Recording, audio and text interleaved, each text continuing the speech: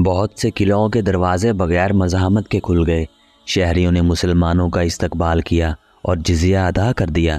البتہ بیت المقدس ذرا بڑا شہر تھا، اسے سر کرنا دشوار نظر آ رہا تھا۔ بیت المقدس میں رومی سالار اتربون تھا، جس کے متعلق مورخوں نے لکھا ہے کہ فن و حرب و ضرب میں ہرکل کا ہم پلہ تھا۔ بعض مورخوں نے اسے ہرکل کا ہم مرتبہ بھی کہا ہے۔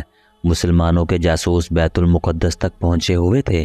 ان کی لائی ہوئی اطلاعات کے مطابق اتربون جابر اور بے خوف سالار تھا۔ وہ مرتے دم تک لڑنے والا جنگجو تھا۔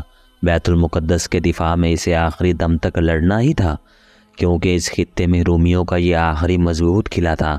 ایک مقام اور بھی تھا جو خاصا اہم تھا، یہ تھا کیساریہ۔ اس کا قلعہ بھی مضبوط تھا۔ اس وقت مسلمان جابیہ کے مقام پر خیمہ زن تھے۔ یرموک کی جنگ کے بعد وہ جابیہ چلے گئے تھے۔ زخمیوں کی تعداد غیر معمولی تھی، اور جو زخمی نہیں تھے وہ لڑنے کے قابل نہیں رہے تھے، وہ تو پہلے ہی تھکن سے چور تھے۔ جنگ یرموک نے ان کے جسموں کا دم خم توڑ دیا تھا۔ انہیں آرام کی ضرورت تھی، اور زخمیوں کی مرہم پٹی اس سے زیادہ ضروری تھی۔ اپنے زخم ٹھیک ہونے کا انتظار کرنا تھا۔ انتظار خطرناک ہو سکتا تھا۔ خطرہ یہ تھا کہ رومی ایک جنگجو قوم تھی۔ شکست تو انہیں فیصلہ کن ہوئی تھی، لیکن وہ اتنی جلدی اور اتنی آسانی سے شکست کو تسلیم نہیں کر سکتے تھے۔ زیادہ پریشانی تو بیت المقدس کے متعلق تھی، جہاں اتربون جیسا جری اور قابل سالار موجود تھا، لیکن رومیوں کے کچھ دستے بکھرے ہوئے تھے۔ جاسوس اطلاعیں دے رہے تھے کہ بعض جگہوں پر رومیوں کے سالار موجود تھے۔ ابو عبیدہ رضی اللہ عنہ اور دیگر مسلمان سالار یہ خطرہ محسوس کر رہے تھے کہ رومی جوابی حملہ کریں گے۔ میرے رفیقو، ابو عبیدہ رضی اللہ عنہ نے اپنے سالاروں سے کہا، رومی حملہ ضرور کریں گے، لیکن ان میں اتنا دم خم نہیں ہے کہ وہ فوری حملہ کر سکیں۔ اس کے علاوہ وہ اس طرح دور دور بکھر گئے ہیں کہ انہیں اکٹھا ہونے کے لیے بھی وقت چاہیے۔ حقیقت بھی یہی تھی کہ جس طرح مسلمانوں میں ایک ہلکا سا مارکا لڑنے کی بھی سکت نہیں رہی تھی، اس طرح رومیوں میں بھی لڑنے کا دم خم نہیں رہا تھا۔ جیسا کہ پہلے بتایا جا چکا ہے کہ 1.5 لاکھ میں سے 70,000 رومی مارے گئے تھے، اور جو باقی بچے تھے ان میں زیادہ زخمی تھے۔ جاسوس کی اطلاعیں یہ تھیں کہ رومی کہیں بھی جوابی حملے کے لیے منظم نہیں ہو رہے، لیکن وہ جہاں جہاں بھی ہیں وہاں دفاعی جنگ لڑنے کے لیے تیار ہیں۔ اکتوبر 636 شعبان 15 ہجری کے ایک دن سالار اعلیٰ ابو عبیدہ رضی اللہ عنہ نے اپنے سالاروں کو بلایا۔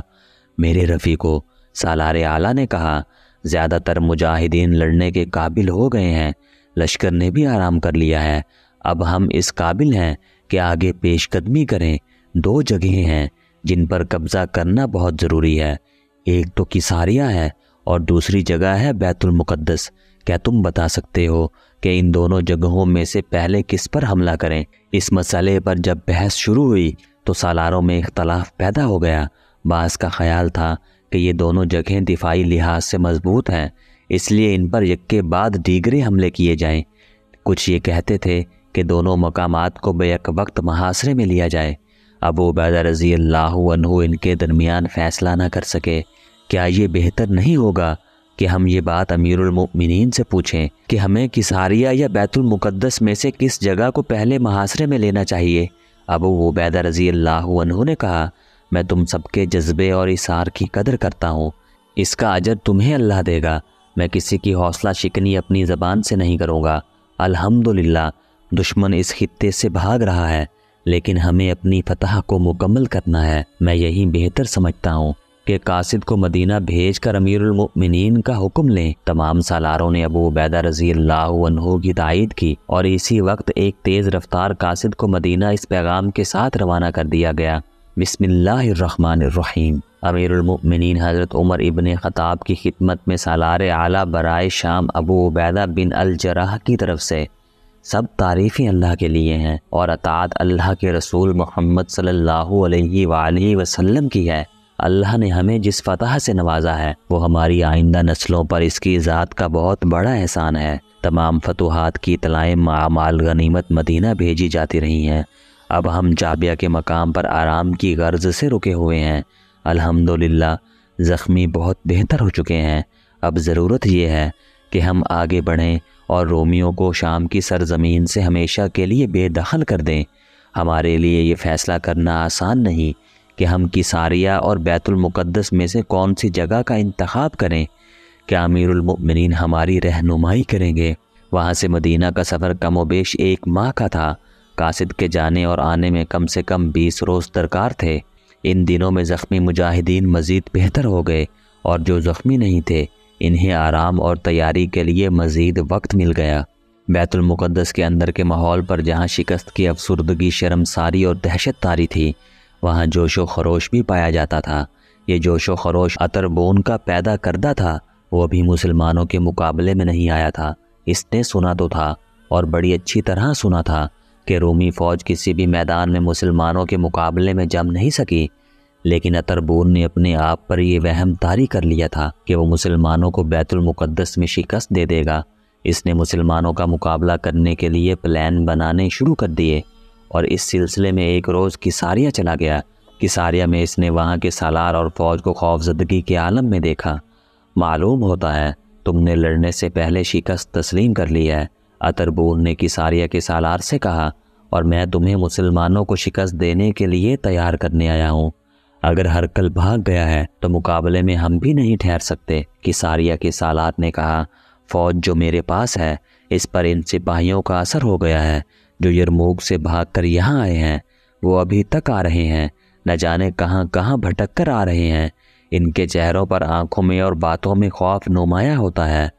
بزدل، عطربون نے نفرت سے کہا، لڑائیوں سے بھاگے ہوئے سپاہی اور سالار بھی ایسی ہی باتیں کیا کرتے ہیں۔ وہ اپنے دشمن کی فوج کو جنات اور بدروحوں کی فوج ثابت کرتے ہیں جن کا وہ مقابلہ کر ہی نہیں سکتے تھے۔ کیا تم مجھے یہ مشورہ دینا چاہتے ہو کہ ہرقل کی طرح ہم بھی مسلمانوں کے آگے ہتھیار ڈال دیں؟ تمہاری عقل پر ایسا پردہ پڑ گیا ہے کہ تم یہ سوچنے کے بھی قابل نہیں رہے کہ ہرقل کی غیر حاضری میں میرا حکم چلتا ہے اور تم میرے حکم کے پابند ہو۔ ہم لڑیں گے۔ میں نے آپ کو فوج کی ذہنی حالت بتائی ہے۔ کیساریہ کے سالار نے کہا، یہ نہیں کہا کہ ہم بھاگ جائیں گے۔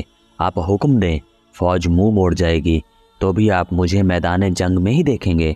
فوج کو لڑانا تمہارا کام ہے۔ عطربون نے کہا، تم نے باقی جو کچھ کہا ہے یہ بڑ ہانکی ہے۔ فارسیوں نے بھی ان عربی مسلمانوں کو عرب کے بدو اور صحرائی قزاق کہا تھا۔ ہرقل اور اس کے سالار بھی یہی کہتے تھے کہ کسی ایک بھی مسلمان کو زندہ واپس نہیں جانے دیں گے۔ سب مسلمانوں کے ہاتھوں مارے گئے۔ حکم یہ ہے اور یہ موجودہ صورتحال کا تقاضا ہے کہ اپنی فوج کو لڑنے کے لیے تیار کرو۔ مسلمان بیت المقدس پر حملہ کریں گے۔ تمہارا کام یہ ہوگا کہ وہ جب ایلیہ کو محاصرے میں لے لیں تو تم آ کر انہیں محاصرے میں لے لو۔ تمہارے پاس فوج کی کمی نہیں۔ اگر تم دشمن کو مکمل محاصرے میں نہ لے سکو تو عقب سے اس کی فوج پر حملہ کرتے رہو۔ میں اپنے دستے شہر کے باہر بھیج کر اتنا سخت حلہ بولوں گا کہ دشمن قدم جمانے کے قابل نہیں رہے گا۔ عقب میں تم ہوگے، پھر سوچ یہ بدبخت کدھر سے نکل کر جائیں گے۔ اس نے رازداری کے لہجے میں کہا، مسلمان تھک کر چور ہو چکے ہیں۔ ان کی نفری کم و بیش 6000 کم ہو گئی ہے۔ اب انہیں شکست دینا مشکل نہیں رہا، اور اگر وہ ایلیہ کی بجائے کیساریہ میں آ گئے تو کیا؟ پھر میں تمہاری مدد کو آؤں گا۔ عطربون نے کہا، اور میں تمہاری مدد اس طرح کروں گا جس طرح میں نے تمہیں کہا ہے کہ میری مدد کو آنا۔ ان کے درمیان طے ہو گیا کہ دونوں میں سے کسی پر حملہ ہوا تو دوسرے اس کی مدد کو آئے گا۔ عطربون یقین سے کہتا تھا کہ مسلمان بیت المقدس آئیں گے۔ اس دور کے متعلق جب مسلمان شام پر چھا گئے تھے، ہرقل شام سے نکل گیا تھا اور مسلمان فلسطین پر قابض ہوتے چلے جا رہے تھے۔ مورخوں میں اختلاف پایا جاتا ہے۔ بعض نے واقعات کو گڈ مڈ کر دیا ہے، مارکوں کے تسلسل کو بھی آگے پیچھے کر دیا ہے۔ کہیں کہیں اموات میں مبالغہ آرائی ملتی ہے۔ رومی اور مسلمانوں کی نفری بھی صحیح نہیں لکھی۔ افسوس سے کہنا پڑتا ہے کہ اکثر غیر مسلم مورخوں نے صحیح واقعات پیش کیے ہیں اور مسلمانوں کو خراج تحسین بھی پیش کیا ہے، لیکن بعض مسلمان مورخوں اور بعد کے تاریخ نویسوں نے اپنے اپنے فرقے کے عقیدے کے مطابق تعصب کا مظاہرہ کیا ہے اور واقعات کو غلط ملت کر دیا ہے، اور جو تعصبات آج ان جامدار تاریخ نویسوں کے ذہنوں میں بھرے ہوئے ہیں وہ انہوں نے خلفائے راشدین رضی اللہ عنہ اور مجاہدین کے چہروں پر مل دیے ہیں۔ مثلا امیر المؤمنین رضی اللہ عنہ نے خالد رضی اللہ عنہ کو معزول کر کے مدینہ بلا لیا تھا۔